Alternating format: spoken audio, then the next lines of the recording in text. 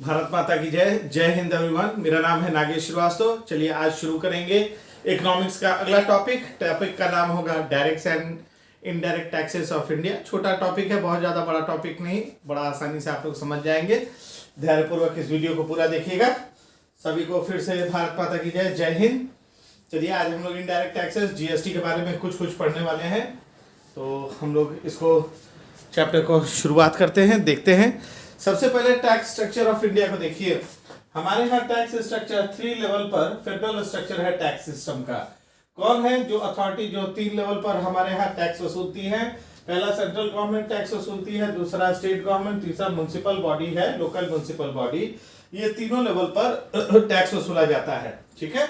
Article 256 क्या कहता है? No tax shall be levied और collected except by the authority of law. यानी जब तक कि अगर लॉ से मंजूरी नहीं है, लॉ अगर नहीं आपको एडवाइस कर, लॉ आपको नहीं मंजूरी देता, ठीक है, कि आप टैक्स वसूलो, तब तक से आप टैक्स नहीं वसूल सकते किसी से भी। इसके लिए आर्टिकल 256 में लिखा हुआ है। हमारे यहाँ जो मैन्यूस्क्रिप्ट्स रहे हैं, हिंदू टेक्स्ट रही है, प्री हिस्टोरिक टेक्स्ट जैसे अर्थशास्त्र, मनुस्मृति, उसमें टैक्स के बारे में दिया हुआ है। टैक्स के बारे में कैसे दिया हुआ है पढ़िएगा तो इसमें समझ आएगा कि फार्मर और आर्टिजन्स के लिए कहा गया है कि भाई आप टैक्स दें। कैसे दें? अब वो जैसे कि एग्रीकल्चरल प्रोड्यूस है, आपको सिल्वर है, गोल्ड है, उस फॉर्म में आप एग्रीकल्चर प्रोड्यूस सिल्वर गोल्ड किसी फॉर्म में आप टैक्स दें, जरूर दें। आज का जो मॉडर्न टैक्स सिस्टम है, इसके जनक है सर जेम्स विल्सन है। ब्रिटिश रूल के दौरान इन्होंने 1860 में मॉडर्न टैक्स सिस्टम को लागू किया। पोस्ट इंडिपेंडेंस के दौरान न्यू गवर्नमेंट जब आई तो उन्होंने एक नए टैक्स सिस्टम को चूंकि बदलाव किया। पुराने टैक्स सिस्टम क्या था कि वो एक्सप्लॉइटिव थे, ज्यादा आपको ऑपरेसिव थे, वो पूरी तरह से आपका क्या बोलते हैं, पूरी तरह से आपको दबाव डालने वाले थे, आपको परेशान करने वाले थे। लेकिन नए टैक्स सिस्टम को लाया गया, डायरेक्ट टैक्स और इनडायरेक्ट टैक्स ही वसूली जाती है आपसे। लगान फिल्म तो आप लोग देखे ही होंगे। भारत में टैक्स सिस्टम जो है वो डायरेक्ट और इनडायरेक्ट टैक्स है। डायरेक्ट टैक्सेस के कुछ उदाहरण दिए हुए, सारे नहीं दिए हैं, वैसे इनडायरेक्ट टैक्सेस के कुछ उदाहरण दिए हुए हैं, वो सारे नहीं दिए हुए हैं। ठीक है, ये वसूले जाते हैं ये आपसे। ठीक, आगे देखते हैं डायरेक्ट टैक्स कौन वसूलता है।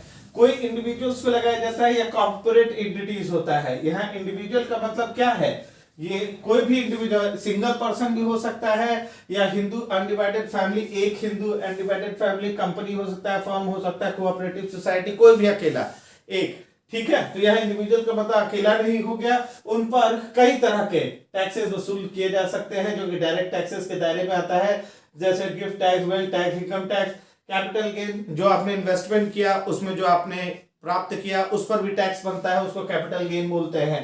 तो इस तरह के टैक्सेस वसूले जाते हैं। डायरेक्ट टैक्स गवर्नमेंट सीधा आपसे डायरेक्टली वसूलती है, ठीक है, वो डायरेक्ट आपसे वसूलती है। जबकि इनडायरेक्ट टैक्स क्या है? वो गवर्नमेंट डायरेक्ट वसूल करके इनडायरेक्ट लेती है। जैसे आपने जो भी गुड्स और सर्विसेज आपने जो भी आपने लिया, जो भी सर्विस आपने लिया या गुड्स आपने खरीदा, वस्तु खरीदा, उस पर ये सारे टैक्सेस लगते थे। जैसे वैल्यू एडेड टैक्स वो डाला जाता था, लगाया जाता था किसी पर भी, है ना। जो भी आप खरीदते थे, सर्विसेज खरीदते थे, तो उस पर आपको वैट लगता था, जो गवर्नमेंट डिसाइड करती थी कि कितना रेट होगा। ऑक्ट्रोई टैक्स उन पर लगता था जो गुड पूरे वन स्टेट से दूसरे स्टेट को ट्रैवल करते, उनको ऑक्ट्रोई टैक्स लगता था। ये स्टेट गवर्नमेंट वसूल करती थी, ये ठीक है ना, ये रेट डिसाइड होता था। सर्विस टैक्स, कस्टम ड्यूटी, उसी आधार पर आपको इनडायरेक्ट टैक्स लगाए जाते थे, आपको आप पे वसूला जाता था। आगे आइए देखते हैं फिर टैक्स कलेक्शन बॉडी कौन कौन है। क्लियरली है सेंट्रल गवर्नमेंट, स्टेट गवर्नमेंट और लोकल बॉडीज आपको टैक्स वसूलेंगे। ठीक है ना, टैक्स के लिए ये सारे बॉडीज को इजाजत दिया गया था कि भाई अपने अपने लेवल पे। लोकल बॉडीज जैसे वाटर टैक्स है, प्रॉपर्टी टैक्स है, अदर टैक्सेस, क्योंकि भाई उनको भी अपने यहाँ गवर्नेंस को चलाने के लिए पैसे की जरूरत होगी, तो वो लोकली आपसे पैसा वसूल सकते हैं। ये लॉ एक्सेप्टेड है। चलिए कुछ मेजर टैक्सेस है उनको देख लेते हैं। डायरेक्ट टैक्स जैसे इनकम टैक्स है, हर लोगों की सैलरी के अनुसार उस पे लगने वाले टैक्सेस अलग अलग हैं। जैसे एक सर्टेन अमाउंट आप ईयरली कमाते हैं तो उस पर 10%, उससे ज्यादा कमाते हैं 20-30, इस तरह से इनकम टैक्स लगता है। कॉर्पोरेट टैक्स कॉर्पोरेट के फायदे पे लगता है। वेल्थ टैक्स आपका प्रॉपर्टी कितना है उस पर टैक्स दिया जाता है। स्टेट बहुत बड़ा जागीर है, आपके पास प्रॉपर्टी है तो उस पर इनहेरिटेंस यानी जब आपसे दूसरे पे जाता है, इनहेरिट करता है, उत्तराधिकार पे लगता है। इसे गिफ्ट और फ्रिंज टैक्स, आपको ये डायरेक्ट टैक्सेस के कुछ उदाहरण हैं। और इनडायरेक्ट टैक्स क्या है, जैसे एक्साइज ड्यूटी है। देखिए जीएसटी क्यों लाया गया, इसका भी इसमें अर्थ समझिए। हर लेवल पे आपसे क्या होता था कि जो गेहूं है, गेहूं से बिस्किट बनने की यात्रा में अलग अलग स्टेप पर टैक्सेस लगाए जाते हैं, जिसकी वजह से 10 रुपया का सामान 22 रुपया का हो जाता है। तो इसीलिए उतना मतलब अच्छा खासा पैसा जुड़ जाता है जो कि कंज्यूमर पर इसका लोड आता था। इसीलिए आपको जीएसटी लगाया गया कि एक बार लगाया जाए टैक्स। तो एक्साइज ड्यूटी जैसे देखिए मैन्युफैक्चरर के द्वारा पेएबल होता है, फर्दर वो शिफ्ट करता है किस पर, रिटेलर्स और होलसेलर्स पर, है ना। 10 रुपया का चीज है, मैन्युफैक्चरर ने बनाया, उस पर 2 रुपया टैक्स देना है, तो 2 रुपया टैक्स जोड़ करके, ठीक है, 2 रुपया टैक्स पे किया और वो 2 रुपया का जो अतिरिक्त बर्डन आया वो 10 रुपया पे जोड़ दिया, तो 12 रुपया का बेच दिया, होलसेलर और रिटेलर्स को बेच दिया। यानी टैक्स क्या किया, वो दिया भी लेकिन वो बर्डन डाला किस पर, रिटेलर्स और होलसेलर्स पर। होलसेलर जो थोक विक्रेता, रिटेलर फुटकर, यानी उसमें से फुटकर विक्रेता। फिर उसके बाद सेल्स टैक्स आइए, शॉपकीपर और रिटेलर है उसको सेल्स टैक्स देना पड़ता है, तो वो देता है सेल्स टैक्स। मान लीजिए 12 रुपया पे 2 रुपया उसको टैक्स देना है, तो वो 2 रुपया टैक्स दिया, ठीक है ना, 12 रुपया पे, यानी अब 14 रुपया हो गया। अब वो 14 रुपया का जो कस्टमर को बेचेगा, यानी 4 रुपया कस्टमर पे 4 रुपया का अतिरिक्त टैक्स आया। फिर इसी तरह कस्टम ड्यूटी है, बाहर से कोई सामान लाते हैं विदेश से, तो आपको यहाँ पर कस्टम ड्यूटी देना पड़ता है। इंटरटेनमेंट टैक्स, जो सिनेमा ओनर्स है उनको एंटरटेनमेंट टैक्स देना पड़ता है, और फिर वो टैक्स का जो अमाउंट होता है वो जोड़ देते हैं सिनेमा के टिकट में। गौर करिएगा तो टिकट पे आपको टैक्सेस जुड़े होते हैं, तो वो बर्डन आता है सिनेमा गोअर्स पर। फिर सर्विस टैक्स इसी तरह से, खाते पीते हैं तो उस पर टैक्स जुड़ता था। तो अलग अलग लेवल पे जो ये टैक्सेस जो होते थे इनडायरेक्ट टैक्स, उसी को दूर करने के लिए जीएसटी आया। मेरी बात समझिएगा, जीएसटी इसीलिए लागू किया गया। चलो जीएसटी की एक यात्रा को देखते हैं, वही यहाँ लिखा हुआ है, उसी चीज को यहाँ हम देखते हैं। ये चीज वहां यही का लिखा हुआ है। जीएसटी का मोटिव क्या है, वन नेशन वन टैक्स, एक देश एक ये होगा। इसकी यात्रा देखिए कहां से शुरू होती है कहां को खत्म होती है। सबसे पहले 2000 में प्रधानमंत्री वाजपेयी जी, पीएम वाजपेयी ने एक कमेटी बनाया कि जीएसटी लॉ से संबंधित एक ड्राफ्टिंग करो, एक खाका, एक ढांचा तैयार करो जीएसटी से। फिर 2000 के बाद 2004 एक टास्क फोर्स बनाया गया जो जीएसटी को इंप्लीमेंट करने के लिए और उससे जुड़ा हुआ, उसकी वजह से जो टैक्स स्ट्रक्चर है वो और कैसे बेहतर हो सकता है, इसके लिए इसको स्टडी रिसर्च करने के लिए एक टास्क फोर्स बनाया गया। 2006 में फाइनेंस मिनिस्टर ने प्रपोज किया कि टैक्स जो जीएसटी है उसको इंट्रोड्यूस किया जाए 1 अप्रैल 2010 से, लेकिन हो ना सका। 2007 में ये जीएसटी फेज आउट हो गया, बाहर हो गया। जो तय किया गया था कि 4% किया जाएगा उसको घटा के 3% किया गया, लेकिन इंप्लीमेंट अभी नहीं हुआ। 2008 में ये फाइनलाइज हुआ, ठीक है, फाइनलाइज हुआ जीएसटी के द्वारा, फाइनलाइज हुआ जो स्ट्रक्चर तैयार किया गया कि किस तरह से लिवाई किया जाएगा, किस तरह से कलेक्ट किया जाएगा, जीएसटी से जुड़ा हुआ कानून क्या होगा, उसके बारे में तैयार किया गया। फिर यहाँ पे project to computerize commercial taxes launched but GST implementation postpone. यहाँ पे जीएसटी का जो इंप्लीमेंटेशन से जुड़ा हुआ जो बिल लाना था वो अभी नहीं लाया गया, उसको बाहर ही कर दिया गया क्योंकि अदर टैक्सेस को कंप्यूटराइज करना था। ठीक, 2011 में कॉन्स्टिट्यूशनल अमेंडमेंट बिल इनेबल किया गया, जीएसटी लॉ इंट्रोड्यूस किया गया, जीएसटी लॉ को बिल को आपको लाया गया, ठीक है, कॉन्स्टिट्यूशनल अमेंडमेंट बिल की तरह लाया गया आपको पार्लियामेंट में, अभी इंट्रोड्यूस किया गया, अभी पास नहीं हुआ है। 2012 में स्टैंडिंग कमेटी बनाई गई जीएसटी के डिस्कशन के ऊपर, जीएसटी के कुछ क्लॉज के ऊपर डिस्कशन करने के लिए एक स्टैंडिंग कमेटी बनी कि भाई उसमें सही क्या है गलत क्या है, उसको एक बार फिर से दोबारा से वॉच कर लिया जाए। फिर स्टैंडिंग कमेटी ने जीएसटी को की रिपोर्ट को टेबल पे रखा, हाउस के टेबल पे रखा कि भाई देखो हमने ये सुधार कर दिया है, ये है मेरा रिपोर्ट। 2014 में जब मोदी जी की सरकार आई तो जीएसटी बिल को रीइंट्रोड्यूस किया गया पार्लियामेंट में उनके फाइनेंस मिनिस्टर के द्वारा। ठीक, 2015 में लोकसभा में बिल पास हो गया जीएसटी बिल, लेकिन राज्यसभा में पास नहीं हो पाया, रुक गया क्योंकि वहां पर भी मेजोरिटी नहीं था, तो राज्यसभा में बिल पास नहीं हो पाया। फिर राज्यसभा में ये जो 2015 के बाद 2016 में जीएसटी को लेकर के लोगों को समझाया गया, ठीक है।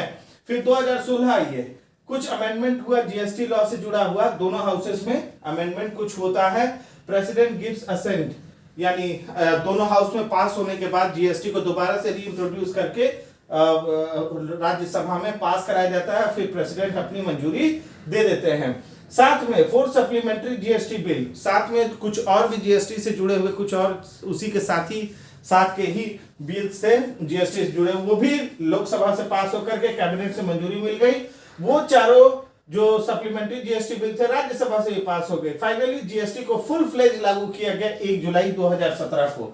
1 जुलाई 2017 को जीएसटी को फाइनली लॉ को फोर्स में तब्दील कर दिया गया। ये जीएसटी आपको पुराना फ्रांस से ही ये सिस्टम यहां पे लाया गया है। इसका आइडियोलॉजी है one tax one nation, one nation one tax. अच्छा, इनडायरेक्ट टैक्सेस को कवर करने वाला GST, goods and services tax, ये 3 आधार पे लिया जाता है। पहला है central goods and services tax, ये इंट्रा स्टेट वसूला जाता है, यानी महाराष्ट्र रीजन में ही कुछ वस्तुओं पर, ठीक है, आपको ये सीजीएसटी बनेगा और कुछ पर एसजीएसटी। जैसे मान लीजिए कि महाराष्ट्र में ही कोई नागेश है, महाराष्ट्र में कोई नागेश नाम का व्यापारी है, उसने दूसरे किसी को, उसी स्टेट के किसी और को 1 लाख रुपया दिया, 1 लाख रुपया उसी स्टेट में, महाराष्ट्र स्टेट में ही किसी को दिया, सपोज आनंद को दिया, तो उस पर या वस्तु कोई दे रहा है तो उस पर दोनों बन रहा है, सीजीएसटी और एसजीएसटी बन रहा है 18%। तो जितना 18% में 9% सीजीएसटी और एसजीएसटी लगेगा। यानी सीजीएसटी कौन लेगा? आपको सेंट्रल गवर्नमेंट लेगी, एसजीएसटी कौन लेगा? आपको स्टेट गवर्नमेंट लेगी, यानी टोटल 18%। यानी दोनों का डिसाइडेड होता है इंट्रा स्टेट यानी विद इन स्टेट, महाराष्ट्र में ही ये दोनों लोग अब उसी वस्तु पर सीजीएसटी वसूलेंगे और एसजीएसटी वसूलेंगे। आईजीएसटी कौन वसूलता है? सेंट्रल गवर्नमेंट, ये सेंट्रल गवर्नमेंट वसूलती है।